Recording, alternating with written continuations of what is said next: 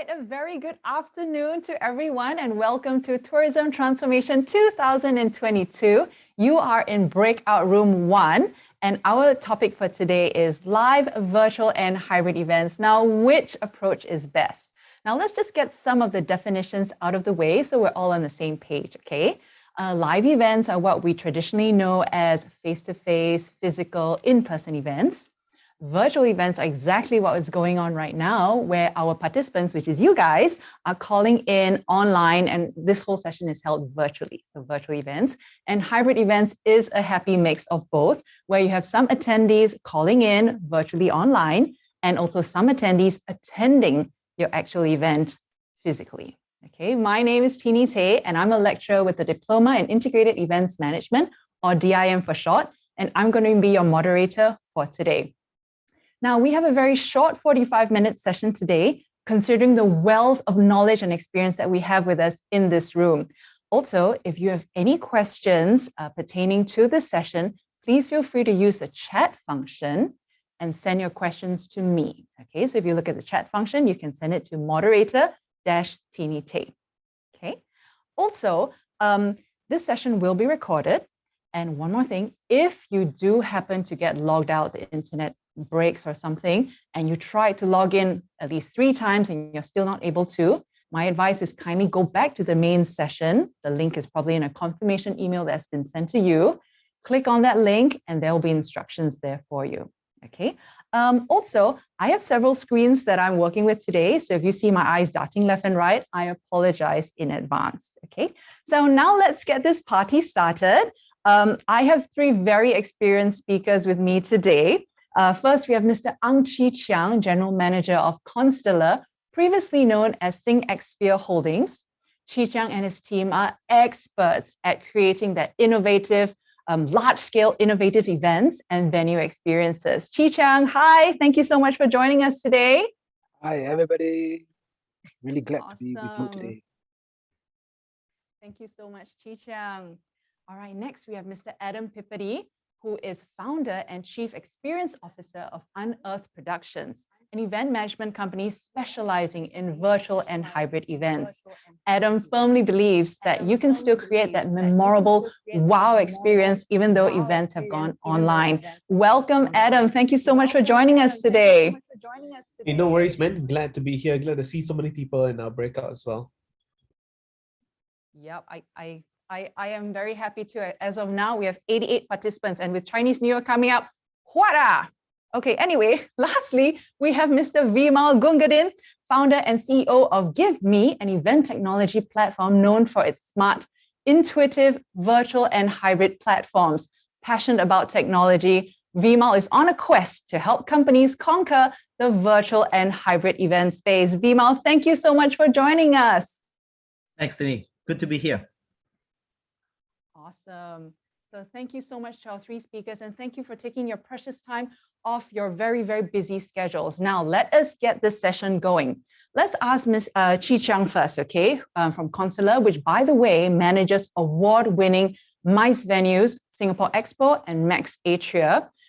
How has the event landscape changed for you, Chi Chiang? And if it's possible to let us know pre-COVID, when we're in the thick of COVID, and now 2 years after COVID has first touched our shores, if it's convenient to give us a percentage breakdown as to the amount of live events you used to manage, virtual events, and hybrid events, now that would be really useful to us. Chi Chiang, over to you, please. Thank you, Tini. Hi, everybody. Yep. So in Singapore Expo, pre-COVID, we had, if you are aware of it, almost 100% of the events are actually all physical.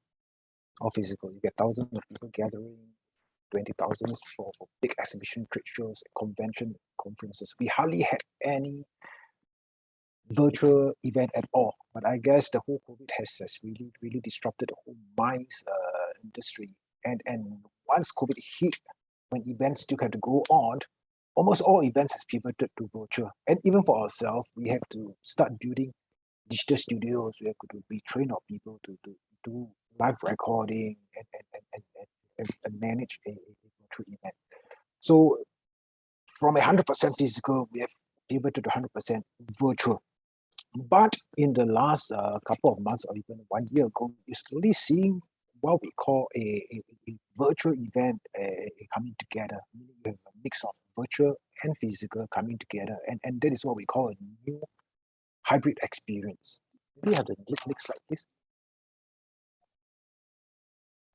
Yep. Correct. Thank you. So what we see is now moving forward, almost all the event that we are hosting now has a component of both virtual and physical. But of course, it's along the spectrum of how many percent actually come down physically, how many percent is of the audience lock in. So this is moving forward, we foresee that this is going to be the trend moving forward, meaning we will have both the physical and virtual component coming together, and that is what we'll be grappling with, and what we have to provide to the audience in future to continue the engagement so that they can have on demand anytime, anywhere, and they could access to content even after the event. And while having also ability to be able to meet up physically and have face-to-face during certain event days. And of course, most importantly, when people comes together, safety is always at the back of our mind. How do we put in very safe protocols, and so that when people meet together, they'll enjoy and have a very safe experience. Okay, back to you, Tini.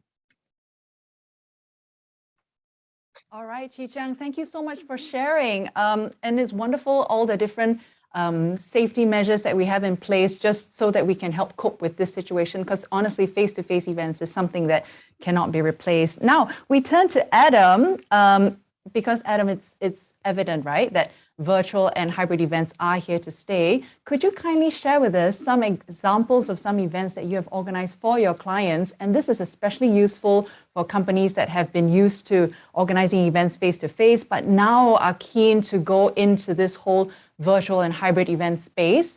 So that will be really useful to them. And also, if you could share with us the setup that is required for a virtual and hybrid event.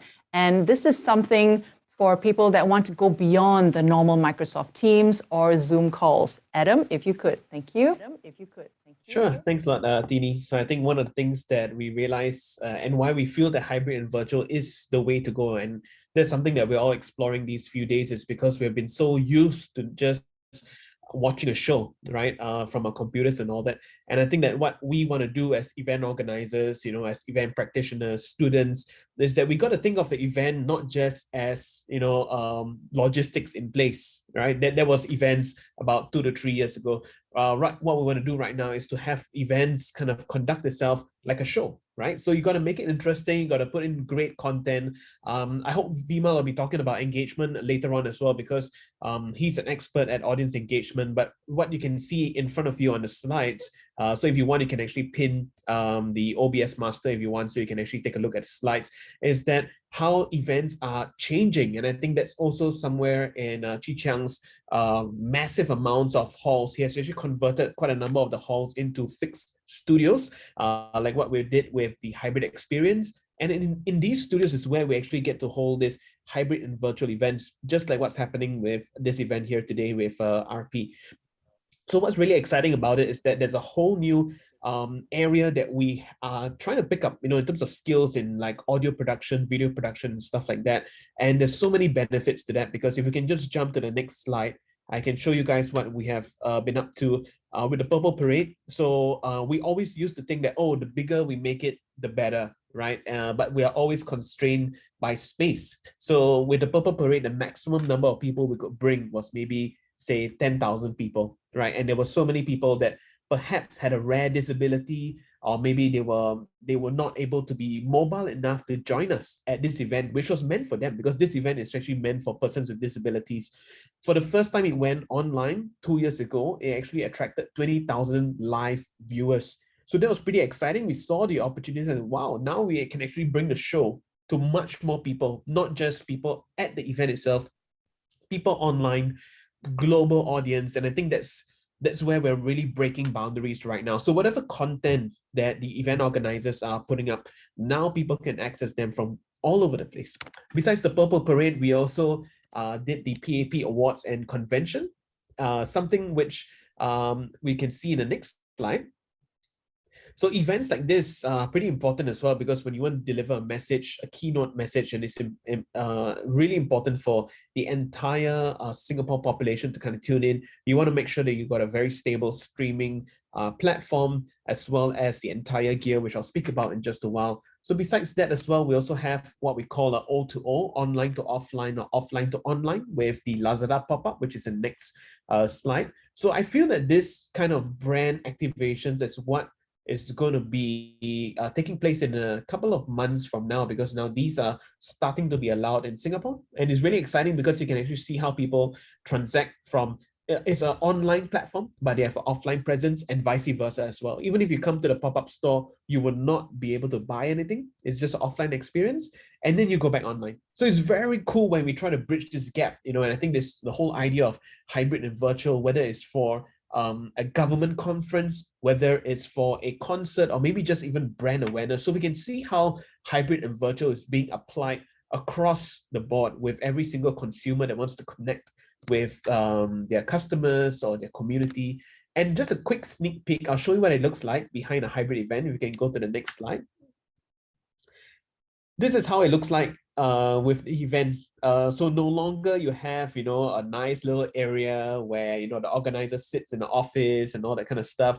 Now, this is exactly what a hybrid event looks like. It's just a bunch of people with laptops with really fast internet, right? So that's something that you got to make sure that you have along with your visual switches and all that kind of stuff. And these are some of the skills that hopefully we can pick up in the next couple of months, because this is going to be the norm moving forward. And just a couple of checklists as well, down to my last slide. Just want to make sure you got the cameras, you have a nice backdrop, LED wall, internet and stuff like that. A whole bunch of things that you want to make sure, and always rehearse, practice, because that's what makes and breaks the event. Because remember, we're not just creating an event, we're actually creating a show to be watched online and experienced online. Back to you, Tini. All right, thank you so much, Adam. Now, really very interesting ideas, and I think that gave a lot of companies or people out there who was interested to organize their own virtual or hybrid event just something to think about and just some kind of inspiration. And also, as you were going through the different points about the setup, I'm not sure for those of you who attended the main session early, you probably also saw the setup that we had in our own events lab with a green screen and everything, okay? So we have something quite similar to that of Adam's production schedule standard. So pretty good stuff. All right, now, let's turn to Vimal now, because there's a lot of talk about hybrid events, but I think that is probably one of the newest type of things. So Vimal, if you could help us dissect, demystify this whole hybrid events. We understand that it's part face-to-face, part virtual, but how different is it from 100% in-person live event? And how different is it from 100% virtual event? And also, is it correct to say that when we are organizing a virtual event, we are effectively when we're organizing a hybrid event, we are effectively organizing two different events, because one target audience is there physically with you and one target audience is there online. Vimal, over to you, please. Thanks, Tini. Probably before I answer your question, so I did join the main session earlier today. So I managed to get a glimpse of what was happening behind the scenes. So I guess the rest of you managed to do that as well. So I think it's pretty cool, actually. And in fact, I want to congratulate the whole RP team, staff, students for putting this event together. It's pretty amazing, actually, looking at the quality that you are putting together. So obviously there are some things that can be improved. That's what learning is all about. But I think that's the new world, right? And probably 2 years ago, like none of the staff or students would be able to do something like this, or were prepared to do something like this. So that's the change that we're going through, right?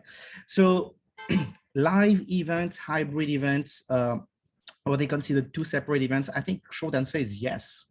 But before the thing is, when we look at hybrid events, the thing is, there's nothing new with hybrid events. It was already something that was available many years ago. In fact, if I look back even 10 years ago, Amazon's flagship technology event called AWS Summit was already happening in person, and then there was streaming. the event. So people could still, from all corners of the world, watch a live stream. So that was hybrid already in what was happening. But I think what has changed now is really the experience of hybrid, because now you want to really treat the audiences as two sets of audiences. You have your in-person people, and then you have the virtual audience. And these are two separate experiences. And now people don't want to just come and then watch a live stream, but they want to be able to engage. They want to be able to chat. They want to be able to be part of the event. And to curate this, it's really having two separate teams. One who's able to cater for the in-person experience, and the next team able to really curate the experience that goes on virtually, right? So yes, to answer your question, it's really having to cater for two separate events.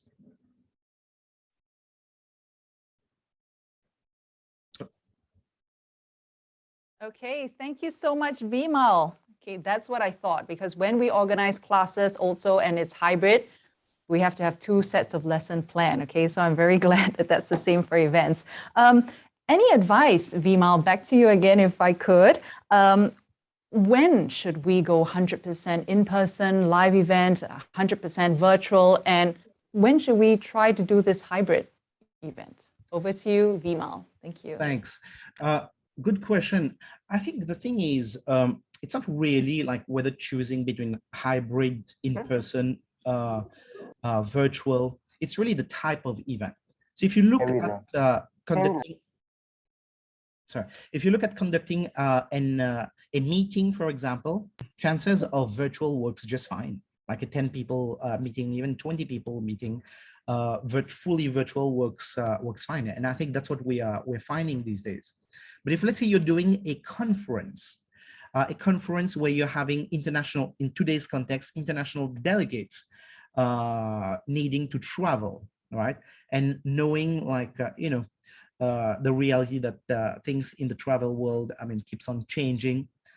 Having a hybrid component makes very much sense, because whoever wants to join physically for a conference, to meet, greet people, to enjoy the food, but then the digital component then is there for everybody else who's not able to join the event. And that's where the power of hybrid comes into play. So I think we have a few people unmuted. All right.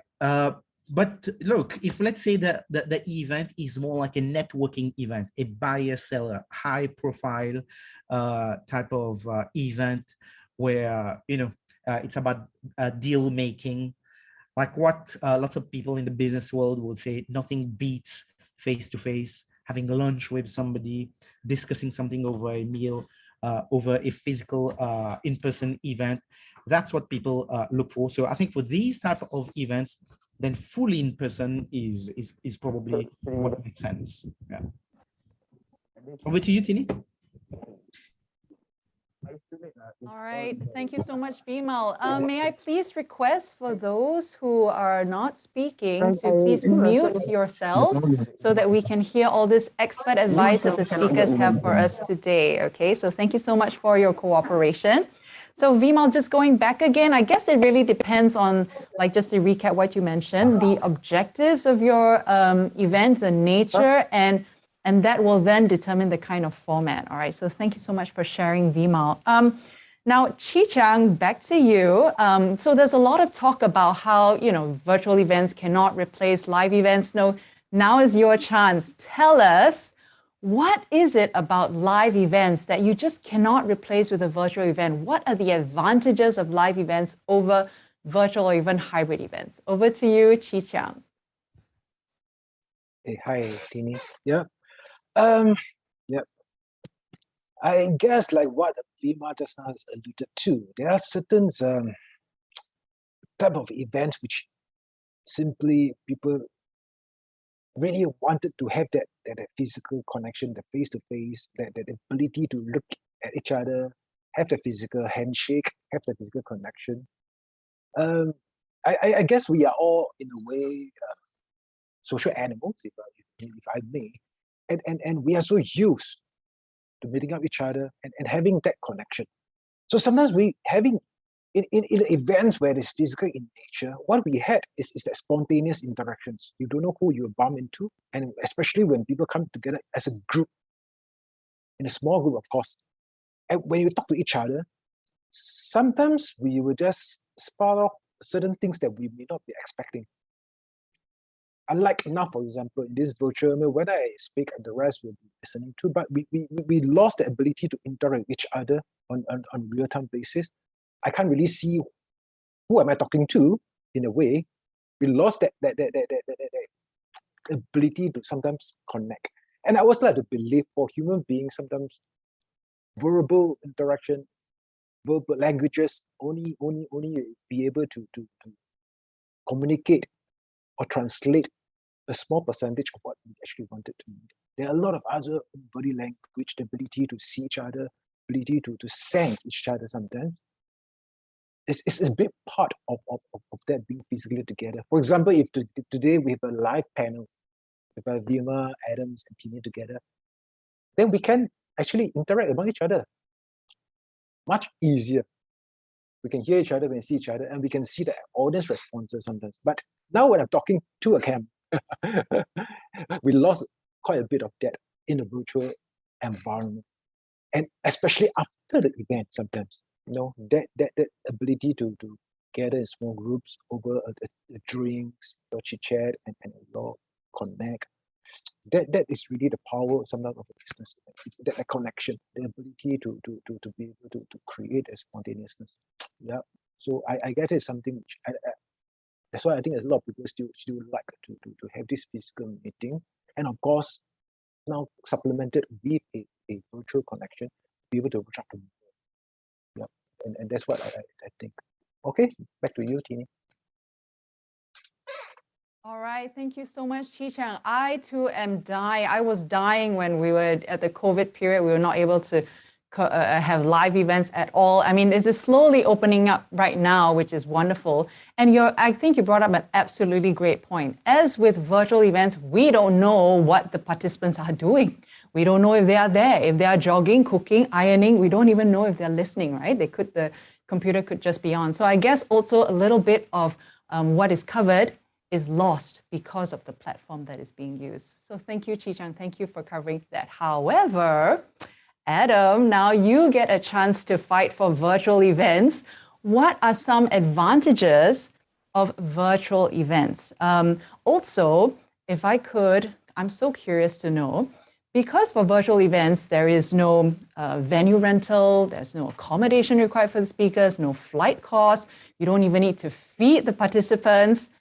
Virtual events are cheaper to organize than live events. True or false? And also, if you could, convenient enough, share with us maybe like a price range, how live events, organizing a live event compares with organizing a virtual event and with a hybrid event.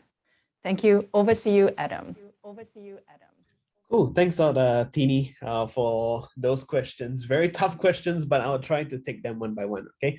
So one of the first things that you said was that what are some of the advantage of a virtual and hybrid event? So indeed true, I don't think anything will replace in-person events, but I think one of the things that I love about virtual or hybrid is that you get so much data from these events.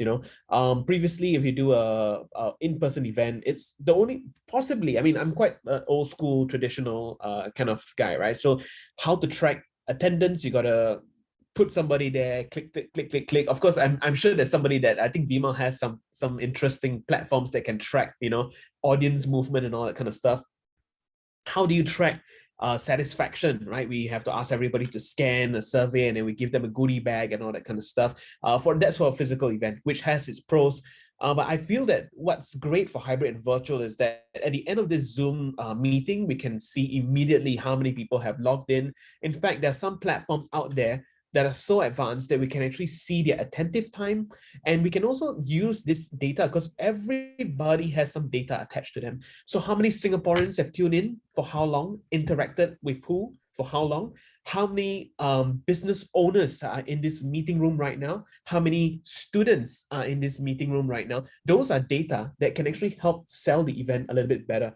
So if you're looking to kind of start an event, right, as a event organizer, as a small event organizer, or maybe you're working for somebody else, I would say a virtual and a hybrid event might be a great starting point because you can actually see how many people are interested to join in. It doesn't cost you much to actually set up a Zoom meeting, set up a Zoom webinar. You just pay for the subscription.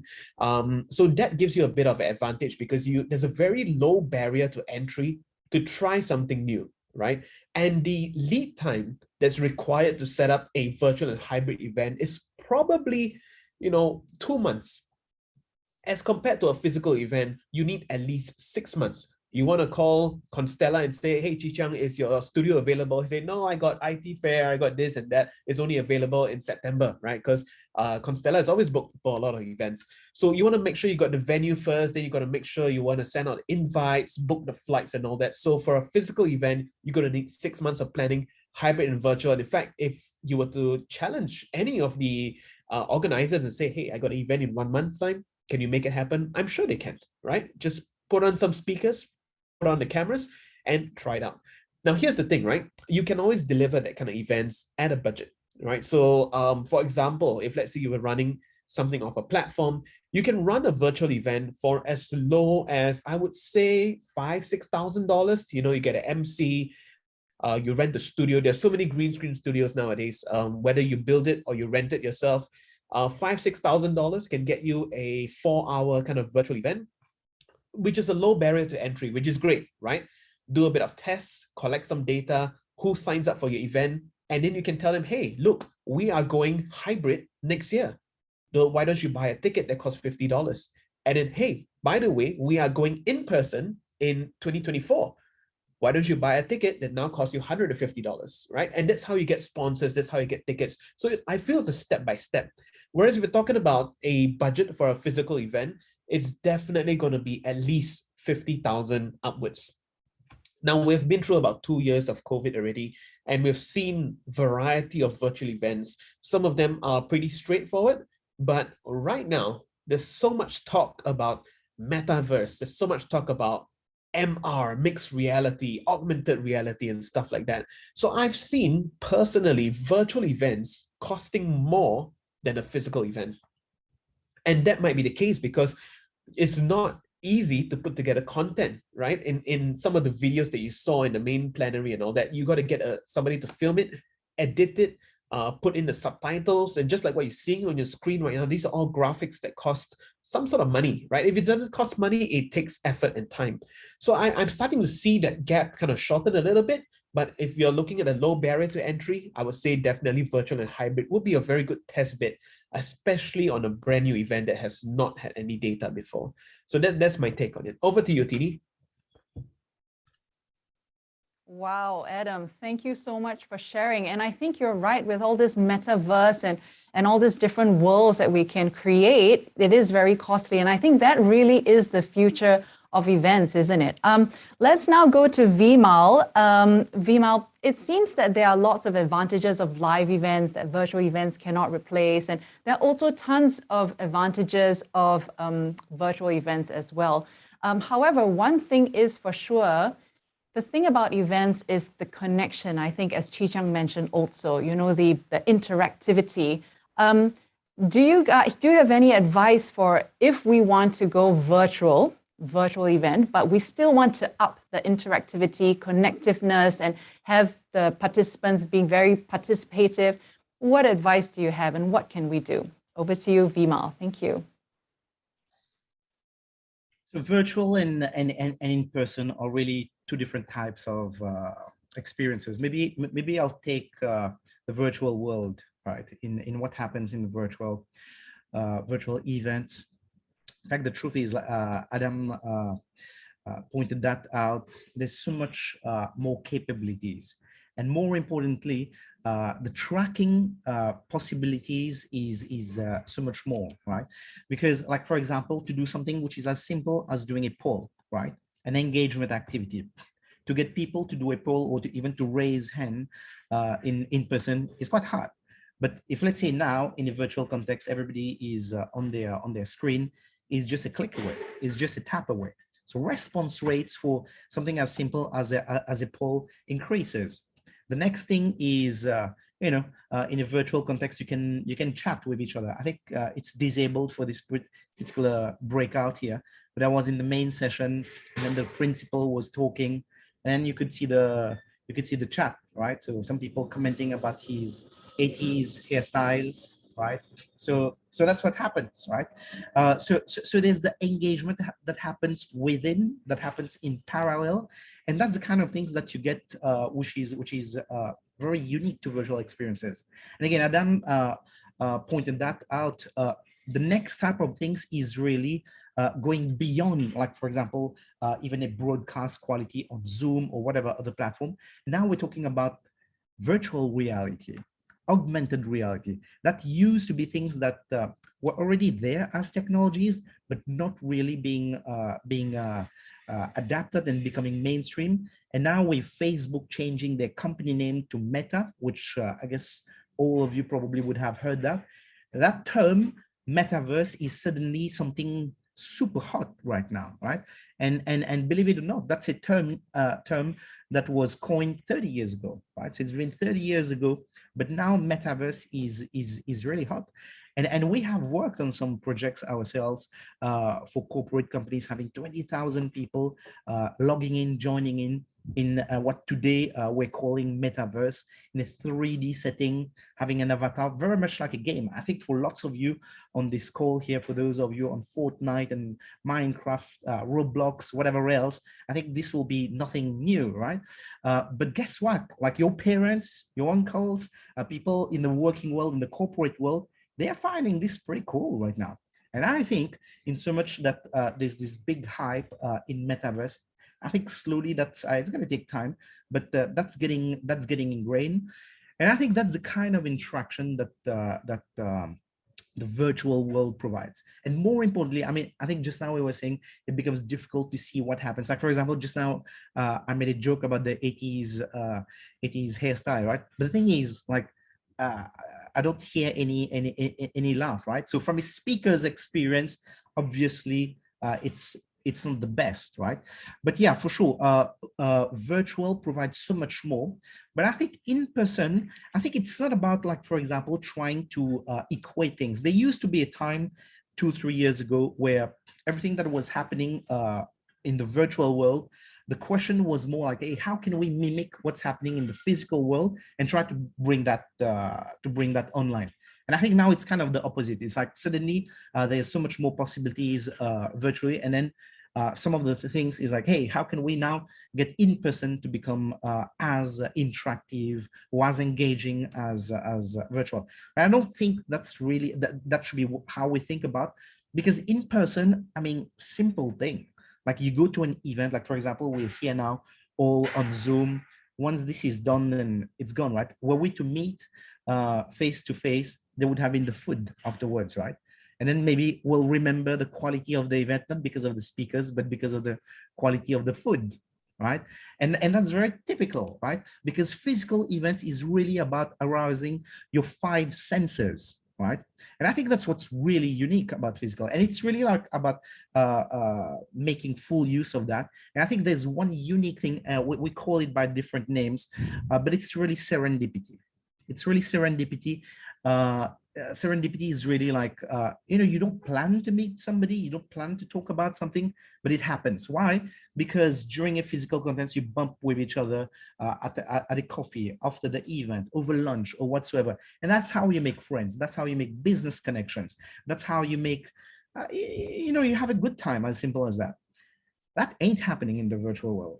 Even with metaverse, I'm not sure whether that will happen, but that is the big thing about in-person. And I think it's not so much about like in-person trying to learn more about what's happening in the virtual, but it's really leveraging on what makes in-person in-person. Over to you, Tini. All right, Vimal, thank you so much for that. And really going into the future of what events hold, I think is really very exciting for us and most of us being in the whole event industry. I think we're coming to the end, unfortunately, of our session, but I just have a few more questions, maybe two more. One question to Chi Chiang. Chi Chiang, if you could tell us, what do you think are some challenges event organizers face in today's climate? That would be really interesting. So one more time, it's what are some challenges the event organizers face in today's climate? Thank you so much, Chi Chiang. No problem, Tini. Yep, I think one of the key things that the event organizer faces, just like what just now Adam actually highlighted, to do a virtual event, it is not cheap. If you look at the production team behind this event, you have a massive number of people manning many equipments, monitoring all the network, broadband, OS login, technical issue that might arise, and there are a lot of preparation that put in.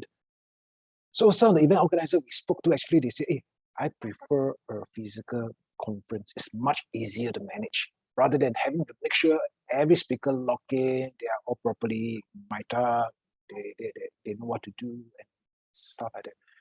And Army is really behind doing that. So that cost is going to be a challenge. And that's for virtual. And physically, because with the SNM protocol in place, move forward, that adds another pressure to that. So from event organizer point of view, I mean, one of the key things which they have to start thinking is the ROI of the event. Because costs, pressure is going up. So how do we give the full value to the event participants, to the delegates, such that they're able to reap the full benefit of business events? So to me, that is one of the key challenges that now event organizers probably going to learn how to grapple, especially when the events continue to evolve, the customer needs continue to evolve in these new norms. Yeah. Okay, over to you, Tini. All right, thank you so much, Chi Chiang. The questions are coming in fast and furious. I have one question from Genevieve Teo, and I think I'll direct this to Adam because Adam, previously you were talking about data collection from virtual events. So she asked, is data sometimes that's collected from virtual events inflated to the point sometimes of inaccurately reflecting the success of an event? And what do you think about this? Over to you, Adam. All right, thanks so much for that. And I think, yeah, I mean, that actually really depends on the parameters of the data collection. So I'll let you in on a little bit of a secret, okay? Since we're all event practitioners here, let me just check whether there's anybody around me. Okay, there's nobody around me, right? Just alone in this room. So if you are on Facebook, Facebook actually counts every 3 seconds as a view, right? So for some of our videos, we have like maybe 100 over 1,000 views. We will never know whether it's the same person watching it, scrolling, refreshing and refreshing, or is it really 100,000 people? It's really hard to tell, right? So in that way, right, we do get more exposure, but as what we have seemed to be a common theme in this conversation today is that there might be 100,000 people that attend your event. How many people actually take home the message? We may or may not know. Right. So I think when it comes to data collection, it really depends on the parameters of what we are collecting. If you want to talk about viewers, yeah, no problem, right? There's a real number right there.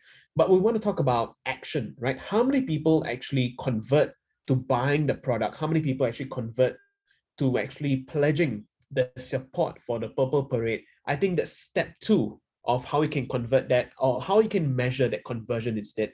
So I think it's up to the event organizer to kind of translate that data to make sense for the sponsors as well, right? So I think that's something that we can all look at. Honestly, still learning, because that's something new. Like for the first time now, we have access to so much data, where you come from, your mobile number, your email address, and we have to be very careful on how we use that data. So because right now, all of us are responsible for things like PDPA. So that's a whole new conversation right there. But I think that's the future, where we can actually mine some of the data to our advantage and to the sponsors' advantage as well. Back to you, Tini. All right, Adam, thank you so much for that. As we are coming to the end of the session, I think we just want to kind of close the session by asking, our three speakers to give our aspiring budding event planners out there some words of advice, maybe any tips that you might have, being such experts in the event field. Let's go to Chi Chang first. Chi Chang, any words of advice that you have to our budding event planners out there? Over to you. Hey, hi, thanks, Tini. So I think something that we got to start thinking about is the future. I mean, personally, I do believe hybrid is going to be the future, hybrid event, so that we can harness both the strength and advantages of a physical and the virtual and put it together to maximize it. Gone were the days when events took place 2-3 days, and then in between we have basically didn't engage the delegates or the participants anymore, and then we come back again 1 year later. So what we foresee moving forward in future is, yes, you may come together for that 2 or 3 days of duration during the actual event days, but in between, how do you continue to engage and keep the participants updated of certain contents in terms of engagement and reaching out to them, so that as a community, you're still connected, so that you don't lose that connection. It's like, we're having a gathering together, but in between, yes, we do use WhatsApp group to update each other what's happening and stuff like that. Then once in a while is to come back together with physical event. So the event format is going to evolve. So it is something which I think we will grapple with as things evolve, and how do we harness really, as I said, both the advantages of the virtual and the physical, and maximize that. Food for thought. Back to you, Tini.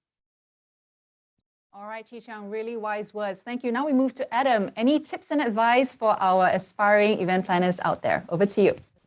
Thanks, Tini.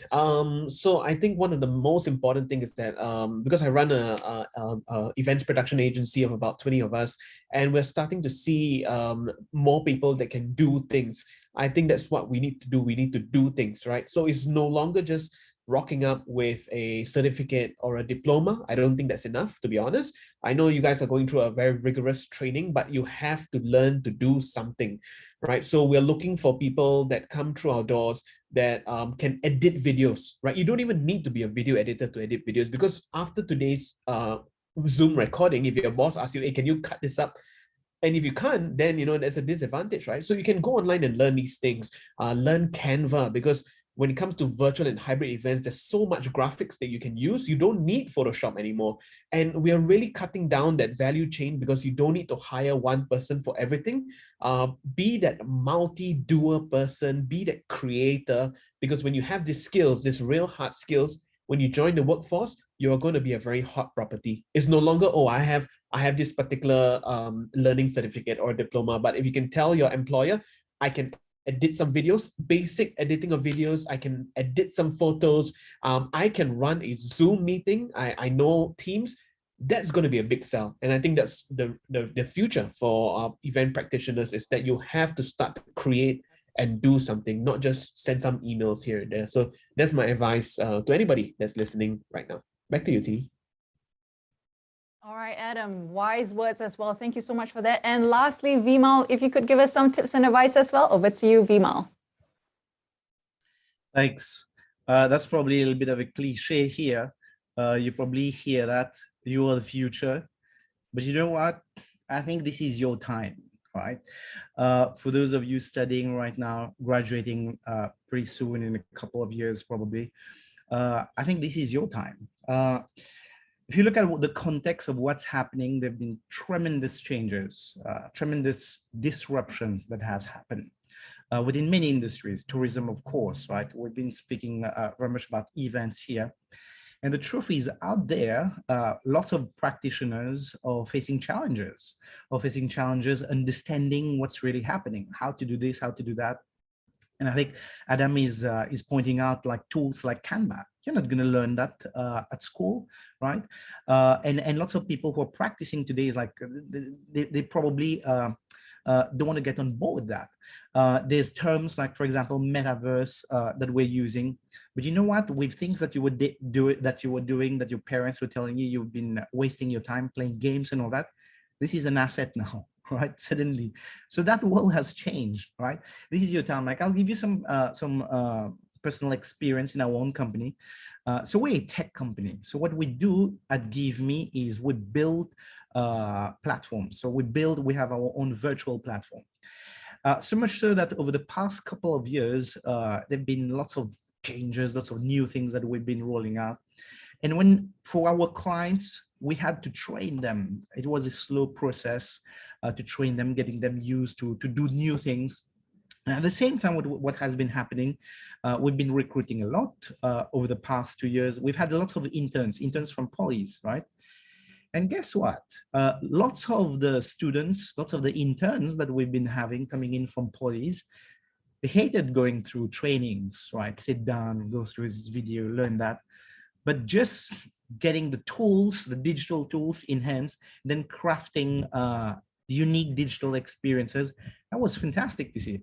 And that's what I mean by this is your time, right? And you probably are not necessarily seeing that very soon. I think when you go to the world out there, the working world rather, you'll probably see that. So my word of advice is learn as much as you can, experiment with whatever else you can get your hands on. Like, for example, that's why, again, congratulations to you all for running this. Like, it's been run by staff, by students. Get involved in these kind of things. Make mistakes here, fail here, right?